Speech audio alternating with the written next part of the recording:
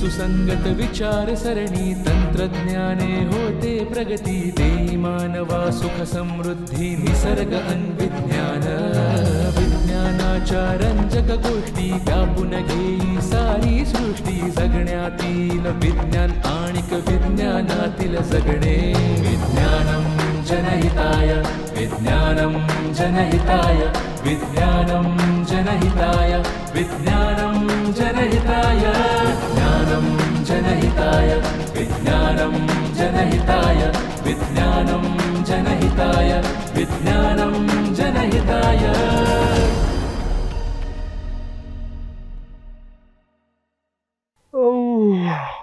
काय मग झाली की नाही वामकुक्षी? लागली का झोप? अगं काय एकदम मस्त झोप लागली आहे. एक तर तू एवढं छान जेवण बनवलं होतंस त्यामुळे भरपेट जेवलो मी. बरं मग आता काय घेणार सांग? कॉफी करू की मावशीने शिकवलेल्या प्रमाणाचा चहा? काय हवंय सांग. कॉफी चालेल मला. हं थांब ना, मीच करतो कॉफी, पण थोड्या वेळाने करतो, चालेल ना? अरे वा, गुड आयडिया. त्यानिमित्ताने खूप दिवसांनी तुझ्या हातची कॉफी मला सुद्धा पिता येईल ना. पण तुला सांगते दादा, मी अजूनही मगाशी तू सांगितलेल्या निसर्गातल्या गणिताच्या गोष्टी आणि विज्ञान आणि गणित यांचं नातं कसं आहे याच सगळ्या विश्वात आहे रे. कसं काय तुला सुचतं इतकं सगळं? भारी आहेस तू, भारी आहेस. अगं मी कसला भारी? आपण त्या नजरेने निसर्गाकडे पाहिलं की मग प्रत्येक गोष्टीतला तर्कसुसंगत विचार आणि गणिती पाया आपोआप उलगडत जातो. हो बरोबर आहे. तर्कसुसंगत विचार म्हणजेच विज्ञान. तुला सांगते, आता ना इथे अक्षय हवा होता खरंच ग आपलं हे सगळं डिस्कशन ऐकण्यासाठी. म्हणजे एका मागोमाग एक खूप प्रश्न विचारून त्याने तुला भांडावून सोडलंस. खरंच. पण ठीक आहे ना, त्याची कमतरता भरून काढण्यासाठी मी आहे ना इथे. मी विचारते तुला प्रश्न. विचार विचार विचार. तू मला मगाशी सांगत होतास बघ की विज्ञान आणि गणित यांचं नातं कसं आहे, तर त्याची आणखीन काही उदाहरणं आहेत का? ती सांग ना. तुला एक लक्षात येत आहे का? काय? आता माझ्यापेक्षाही जास्त तूच या सगळ्याचा विचार करायला लागलीस. हो असेल असेल. उदाहरण म्हणून एक काम कर, सारख्या आकाराचे 2-3 बटाटे असतील तर घेऊन ये. बटाटे? हा तू घेऊन ये, मी तुला एक प्रयोग दाखवतो. तोपर्यंत मी माझी पोतडी उघडतो. जा जा बरं जा. आणते. आता काय नवीन सांगणार आहेस तू? हे बघ, बटाटे आणलेत. नाहीतरी मोड आलेलेच बटाटे होते. मी स्वयंपाकात वापरणारच नव्हते. तुझ्या प्रयोगाला होतील आता. पण प्रयोग काय तो बघितलास का? काय? हे बघ, तुला आठवतंय का लहानपणी आपण सीसॉवर खूप खेळायचो? अरे आठवतंय म्हणजे काय, चांगलाच आठवतोय. केवढा जाडा होतास अरे तू. अगं जाडा नाही ग, हेल्दी तरी म्हण. तेच ते, हेल्दी बरं का. आणि तुला ते सीसॉवर खेळण्यासाठी, तुला वर उचलण्यासाठी मला केवढी शक्ती लावावी लागायची? अजिबात नाही. तुला शक्ती लावावी लागायची कारण तू युक्ती नाही वापरायचीस. युक्ती? येस. कोणती युक्ती? हे बघ, आता आपण या बटाट्यांना सीसॉ खेळायला लावूया. बघा, हे मी एक सारख्याच आकाराचे 2 बटाटे घेतलेत. आता ते दोघं कसा सीसॉ खेळतील बघ. हे बघा, आहे की नाही? झाला की नाही सीसॉ? नाही नाही नाही नाही दादा, चिटिंग नाही. चिटिंग काय? नाही. चिटिंग काय यात? हो, कारण का तू जर सारख्याच वजनाचे 2 बटाटे घेतले तर ते आपोआपच तोडले जाणार ना. अच्छा. हा, पण सीसॉ वरचे बटाटे म्हणजे एक तू आणि एक मी असं जर तुला दाखवायचं असेल तर त्यातला एक बटाटा जाडा. हेल्दी रे, हेल्दी. हेल्दी पाहिजे ना. बर, असं आहे का? मग ठीक आहे, तुझा हा जो काय हेल्दी बटाटा आहे की नाही, हेल्दी बटाटा, आता तो बटाटा मी इथे ठेवतो. ठीक आहे, हा बटाटा मी बाजूला काढला आणि हा हेल्दी बटाटा मी इथे ठेवला. बघ आता झाला का सीसॉ बरोबर? बघितलंस तू? त्या छोट्या बटाट्याला बिचाऱ्याला किती शक्ती लावावी लागणार ना या मोठूला वर उचलून घेण्यासाठी. नाही लावावी लागणार. का? तेच तर मी तुला सांगतोय. आता हा छोटू बटाटा आहे ना, तो करणार युक्ती. तो या मोठू बटाट्याला सांगणार, तू जरा पुढे ये रे, ये पुढे ये, अजून थोडा पुढे ये. आणि हा स्वतः मात्र जाणार आता मागे मागे मागे मागे. हे बघ काय झालं. झाला का तुझा सीसॉ बरोबर? झाला झाला. ए दादा, म्हणजे ही तू आमच्या इंजिनिअरिंग मधली लिव्हर तरफ केलीस. काय तरफ? हो. काय आहे काय तुझ्या त्या तर्फेचं सूत्र? नाही म्हणजे जरा सोपं करून सांग, मी काय तुझ्यासारखा केमिकल इंजिनियर नव्हे. बरं चल, सोपं आता हेच उदाहरण घेऊन सांगते. सांग की. रबर हा आपला आधारबिंदू आहे, बरोबर? तर त्या आधारबिंदूच्या दोन्ही बाजूला जर सारख्याच वजनाच्या दोन वस्तू असतील तर त्या आधारबिंदूपासून सारख्याच अंतरावर तोलल्या जाणार. म्हणजे मगाशी आपण सारख्याच वजनाचे 2 बटाटे ठेवले होते तसंच ना? बरोबर. पण हा, त्यातली जर एक वस्तू वजनाने हलकी असेल आणि एक वस्तू वजनाने जड असेल तर काय होणार? जी जड वस्तू आहे ती आधारबिंदूच्या जवळ येणार, बरोबर, आणि हलकी वस्तू आहे ती आधारबिंदूपासून लांब जाणार. म्हणजे काय होईल? जी हलकी वस्तू आहे ती त्या जड वस्तूला आपोआप उचलून घेऊ शकते. बरोबर. आणि मग काय, प्रॉब्लेम सॉल्व्ह. म्हणजे शक्तीपेक्षा युक्ती वापरायची, बरोबर ना? तुला सांगत होतो. म्हणजे एका बाजूची जड वस्तू आधारबिंदूच्या जेवढी जवळ तेवढी विरुद्ध बाजूची हलकी वस्तू आधारबिंदूपासून लांब जाणार. हे तुला आर्किमिडीज आठवतोय? अरे म्हणजे काय? आर्किमिडीज एकदा म्हणाला होता की मला जर तुम्ही एक मोठी काठी आणून दिलीत आणि अवकाशामध्ये उभं राहायला थोडीशी जागा दिलीत तर मी नुसत्या माझ्या या काठीच्या जोरावर थोडासा जोर लावून अख्खी पृथ्वी उचलून दाखवेन. दादा, मी मगाशी म्हंटल ना, तुसी ग्रेट हो दादा, तुसी ग्रेट हो. म्हणजे बघ ना, तर्फेचं विज्ञान, वस्तूंची वजनं आणि आधारबिंदूपासून त्यांची असलेली अंतर, या सगळ्याचं गणित समजवण्यासाठी तू सीसॉच्या उदाहरणाचा किती मस्त वापर करून घेतलास. अगं, असे छोटे छोटे खेळ खेळून दाखवले ना की गणित आणि विज्ञान पटकन समजतं. मी माझ्या व्याख्यानामध्ये सुद्धा हा बटाट्याचा सीसॉ दाखवून झाला ना की सगळे नियम अगदी सोपे करून सांगतो. बरं, आपली ही बागेतली वैज्ञानिक सफर अजून बाकी आहे. अजून आहेच का? सीसॉ झाला, हो. आता झोपाळा नको का? बाबा रे बाबा, झोपाळा आहे? म्हणजे काय? तुझ्या या पोतडीमध्ये तू अख्खी बाग घेऊन फिरतोस की काय? काय करणार, फिरावंच लागतं. वाव, अरे कसले क्यूट झोपाळे आहेत रे हे. खास बनवून घेतलेस वाटतं तू तुझ्या इंटरेस्टिंग व्याख्यानांसाठी. म्हणजे काय, आता बघा, आता हे झोपाळे मी असे इथे लावलेत. हो. आता या झोपाळ्यावर एक कासव येणार आहे. कासव? येस.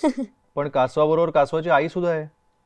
कासवाची आई त्याला काय म्हणते की तू झोपाळ्यावर बस, पण 15 सेकंद नंतर आपल्याला दुसरीकडे जायचंय.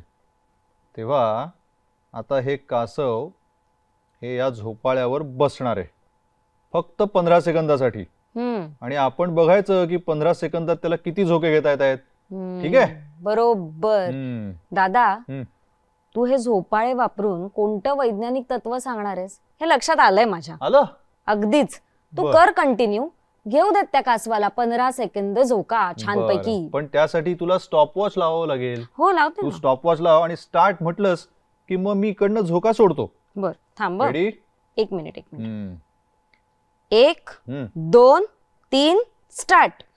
1, 2, 3, 4, 5, 6, 7, 8, 9, 10, 11, 12, 13. स्टॉप. ओके, म्हणजे 14 झाले. 14 झोके झाले. ठीक आहे, बरोबर. दादा, आपण परत एकदा करून बघूया. परत? हो. बरं, ठीक आहे. 1 मिनिट. थांब. रेडी? 1, 2, 3.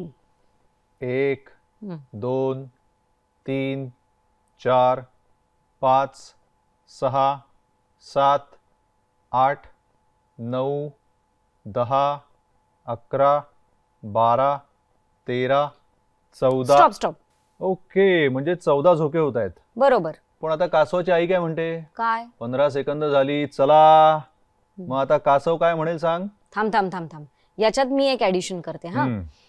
कासव म्हणेल, शी बाबा, मला तर खूप झोके हवे होते. आता एक काम कर आई, तू असं कर की एकदाच काय तो मला मोठा झोका दे, म्हणजे 15 सेकंदातच पण मला भरपूर झोके मिळतील ना. असं का अनुताई? बोल. मग आता आपण मोठा झोका घेऊया. बरं का? थांब. स्टॉप लावलंस? 2, 3. 1, 2, 3, 4, 5, 6, 7, 8, 9, 10, 11, 12, 13, 14. 14 झोके झाले. हो, मग आता कासव काय म्हणेल दादा? कासव म्हणतो, शिबुआ, किती मोठा झोका घेतला तरी 15 सेकंदामध्ये तेवढेच झोके मिळतात. मला जर जास्त झोके हवे होते. पण आपल्या या कासवाची आई आहे ना, हम्म. ती आहे हुशार. अच्छा, ती एक युक्ती करते. काय युक्ती करते? हो ना, हम्म. सांग सांग. सांग ना, मी सांगू. कासवाची आई म्हणते की आता आपण या झोपाळ्यावरनं खाली येऊया आला. आणि आता आपण कमी लांबीच्या किंवा कमी उंचीच्या दुसऱ्या एका झोपाळ्यावर जाऊन बसूया. वा, हे इथे. ठीक आहे. ठीक आहे. आणि आता या झोपाळ्यावरनं आपल्याला झोके घ्यायचे. चल परत मोजायचं आता. ओके. थांब. 1 2 3. 1 2 3 4 5 6 7 8 9 10 11 12 13 14 15 16 17 18 थांब 19. थांब थांब थांब. ऑलमोस्ट 20 झोके झाले. हो, म्हणजेच तेवढ्याच वेळात जास्त झोके हवे असतील तर कमी उंचीच्या झोपाळ्यावर बसायला हवं. ही गोष्ट आता कासवाच्या लक्षात आलेली आहे अनुश्री. बरोबर. थोडक्यात काय तर एखाद्या झोपाळ्याला कितीही मोठा किंवा कितीही लहान झोका द्या, एका विशिष्ट वेळेमध्ये तेवढेच झोके मिळतात. बरोबर. पण गंमत अशी आहे की जर झोपाळ्याची लांबी बदलली तर मात्र झोक्यांची संख्या सुद्धा बदलते. परफेक्ट. दादा, लंबकाचे म्हणजे पेंड्युलमचे हे जगप्रसिद्ध नियम तू इतकी छान गोष्ट सांगून आणि झोपाळ्याचं उदाहरण देत किती मस्तपणे उलगडून दाखवलेस रे. आणि ते करता करता गणित आणि विज्ञान कसे हातात हात घालून पुढे जातात त्याचं अजून एक प्रात्यक्षिकही. बरोबर. आणि त्या लंबकाच्या शोधाची गोष्ट ती सुद्धा किती रंजक आहे नाही? हो, खरंच. म्हणजे बघ ना, गॅलिलिओला चर्चच्या झुमऱ्याकडे बघून ती गणिती वैज्ञानिक संकल्पना सुचली होती. कमाल आहे. हो, खरंच खूप रंजक कथा आहे. आणि ही कथा वाचतानाच मला हे सुचलं की आपण असे झोपाळे बनवून लोकांना अगदी डिटेलमध्ये नाही पण थोडक्यात तरी लंबकाचं मूलभूत तत्व नक्की सांगू शकू. खरंच रे, तुझी कल्पना अगदी वाखाणण्याजोगी आहे. म्हणजे कसे ना, हे रोजचे खेळ आहेत आणि सगळेच मुलं ते खेळ खेळत असतात ना, त्यामुळे समजायला सुद्धा सोपं जातं नाही का? बरोबर. दादा, झोपाळा झाला, सीसॉ झालं, आता काय घसरगुंडी नाही वाटतं तुझ्या या पोतडीत? हा, घसरगुंडी? हो. नाही, घसरगुंडी नाहीये. पण तसा अजून एक खेळ आहे माझ्याकडे. खेळायचंय तुला? खेळूया आपण. पण कॉफी पेंडिंग आहे. मगाशी म्हणाला होतास ना मी कॉफी करतो म्हणून. येस येस येस, नक्की आता कॉफीच करतो. पण मला तुझी किचन काही इतकी परिचयाची नव्हे. मी आहे ना, तुला यावंच लागेल मला मदतीला. नक्की. चल चल चल, दाखवते तुला किचन सेटअप. ये.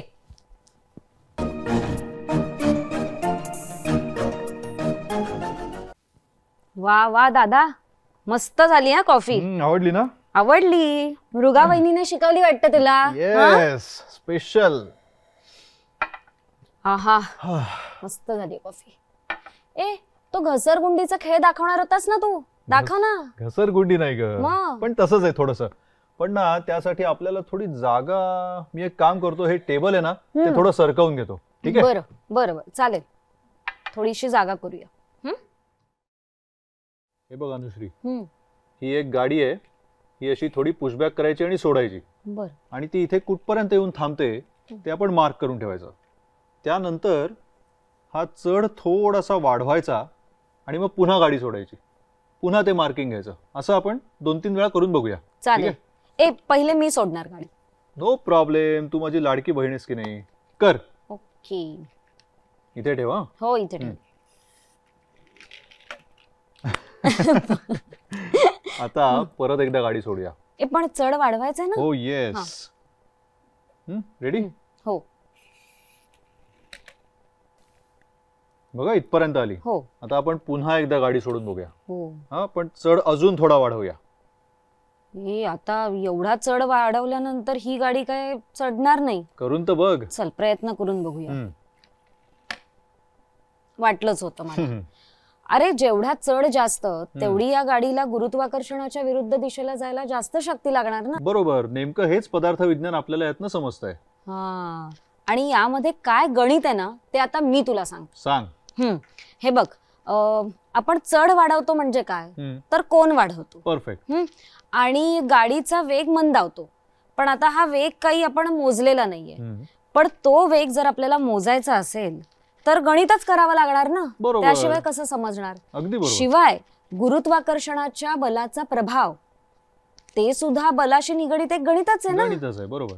बघितलं अनुश्री, आता जिथे तिथे गणित आहे हे तू बघायला लागलेली आहेस. म्हणजे खरं तर आपल्याला ते माहित असतंच, पण मुद्दाम जाणीव झाली की किती छान मजा येते ना. हो, आणि अशा सगळ्या ज्या काही अवघड गोष्टी असतील म्हणजे ज्या आपल्याला आधी अवघड वाटतील, पण त्या अशा सगळ्या खेळांतून सोप्या होऊन आपल्यापर्यंत पोहोचतात. हो ना. आता या चढाच्या निमित्ताने मी तुला अजून एक गोष्ट सोपी करून दाखवू. हो, एक मिनिट. हा, काय काय आणलंयस रे तू? हे बघ, हा, हे 2 त्रिकोण आहेत. आता याचं हे कर्ण बघतेस का मी कसे रंगवलेत? हो, हे 2 चढ आहेत. बरोबर. आता या आपल्या गाडीच्या अनुभवावरून मला सांग की यातला कुठला चढ चढायला जास्त कठीण आहे? लाल, कारण जितका कोण जास्त तितका चढ जास्त. बरोबर. आता ना आपण हे कागद या पेन्सिलला गुंडाळूया. हे घे, एक कागद तू घे, ही घे पेन्सिल. हे असं अशी पेन्सिल धर, अशी. हा, आणि घट्ट गुंडाळ.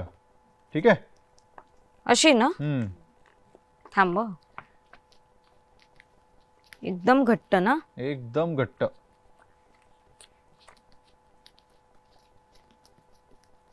झालं? हो हो हो, हे बघ. शेवटी धरून ठेवा. हो, धरते. हे बघ, हे असंच ना. हो हो, बघ हे काय वाटतंय, स्क्रू वाटतोय की नाही? हो रे, मस्त कल्पना आहे एकदम. त्यातला हा स्क्रू कशातही सरकवताना जरा जास्त कष्ट लागतील, कारण बरोबर. या स्क्रू मधलं 2 पेचातलं अंतर जास्त आहे, चढ जास्त होता ना. बरोबर. त्या मानाने हा स्क्रू कशातही पटकन किंवा आपोआप सरकवला जाईल, इझिली सरकवला जाईल. स्क्रू आणि त्याच्यावरचे पेच म्हणजे चढच आहेत एक प्रकारचे. बरोबर. चढ जेवढे लहान तेवढं त्या 2 पेचांमधलं अंतर कमी, तेवढा तो स्क्रू सरकवायला सोपा. हो, म्हणजे डोंगरावर चढणारे जे घाट आहेत ते सुद्धा एक प्रकारचे स्क्रूच आहेत ना. बरोबर. म्हणजे घाट किंवा तो चढ जेवढा कमी तेवढा तो चढायला सोपा. अगदी बरोबर. घाट, चढण यावरून मला अजून एक गोष्ट आठवली, आर्किमिडीजची. हा, आर्किमिडीज आणि नाईल नदीची गोष्ट ना. Correct. म्हणजे नाईल नदी आणि आर्किमिडीजच्या स्क्रूची गोष्ट.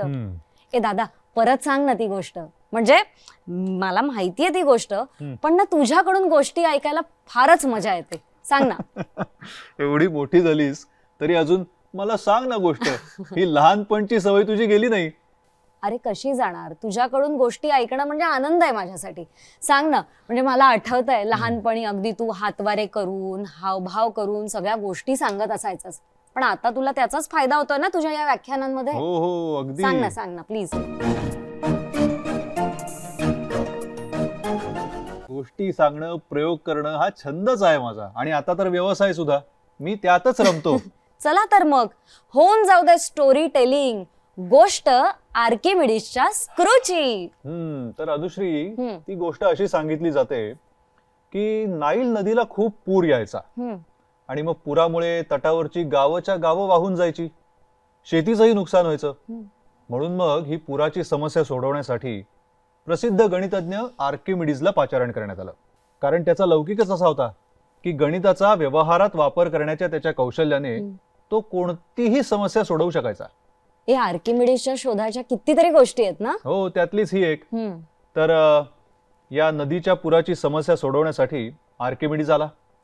त्याने नदीची व्यवस्थित पाहणी वगैरे केली. म्हणजे पूर नेमका कुठल्या भागात येतो, पाणी किती दूरवर पसरतं, किती वेगाने पाणी आत येतं, शिवाय पूर नेमका येतो कधी आणि किती वेळ टिकतो, एक ना अनेक.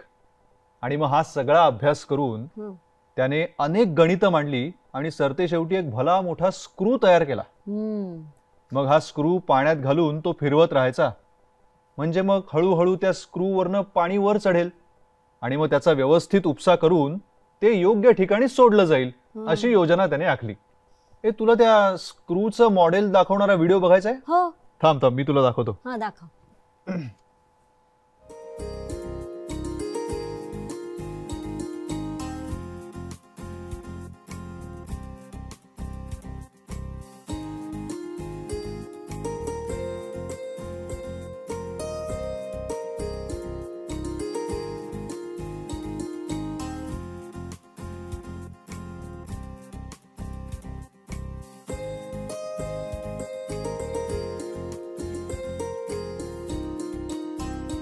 बघितलंस, अशा प्रकारे पाण्याचा योग्य वेळेत आणि योग्य प्रमाणात उपसा झाल्यामुळे नाईल नदीमुळे येणाऱ्या पुराचा प्रश्न सुटला आणि जनतेने आर्किमिडीजचे आभार मानले. वा. पण या आर्किमिडीजच्या स्क्रूचा आजही अनेक ठिकाणी वापर केला जातो ना? हो, जातो ना. बरं अनुश्री, आता आपण हे सगळं आवरून ठेवूया. बर. आणि मार्केटात जाऊया. मार्केटमध्ये का रे? अगं, माझ्या प्रयोगांसाठी मला अजून काही वस्तू घ्यायच्या आहेत. अजून? येस. काय ना, बापरे. माझ्या या पोतळीमध्ये थोडीशी जागा बाकी आहे, तर मला ती भरायला नको का? काय रे देवा. बरं आपण चल. मस्त पैकी शॉपिंग करूया आणि मग बाहेरच जेवून येऊया. चालेल? Best idea. चल. मी हे आवरते आणि माझं सुद्धा आवरते. ओके.